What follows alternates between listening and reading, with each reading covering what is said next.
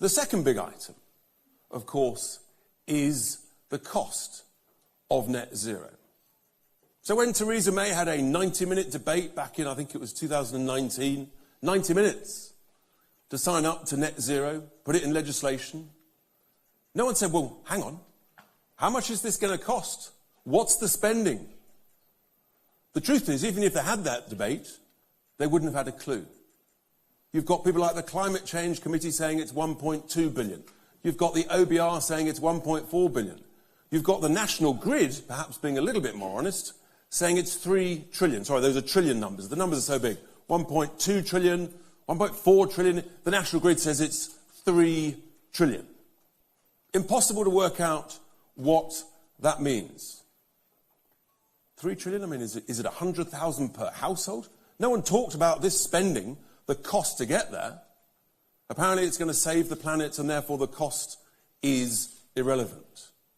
Really? This is real money. This is real cash. And it's all of our cash. And apparently it's going to be good for the environment. Well, where I'm campaigning to be elected, one of the big debates is the implications, the consequences, which is happening now all over the country, of this drive towards offshore renewable energy, but you've got to transmit that electricity. How are we going to transmit it? Oh, I know. Big 50-metre pylons going hundreds of miles across the English countryside. How's that good for our environment? And who's going to pay for it? So all of those who voted for this, they didn't tell us that, did they? They didn't tell us how much it would cost and how much it would blight the English countryside, our environment. How's that good for the environment? We reckon that if you scrap net zero, then the saving to the taxpayer every year for the next 25 years would be in the order of £30 billion per year. What is that?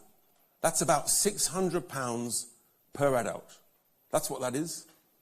600 quid per adult. So 1,200 quid for a two-person household every year.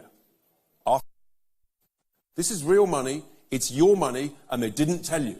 They deliberately misled the British people about the cost implications of net zero. And as Nigel quite rightly said, all you're doing, you're not reducing global CO2, you're just shipping it somewhere else.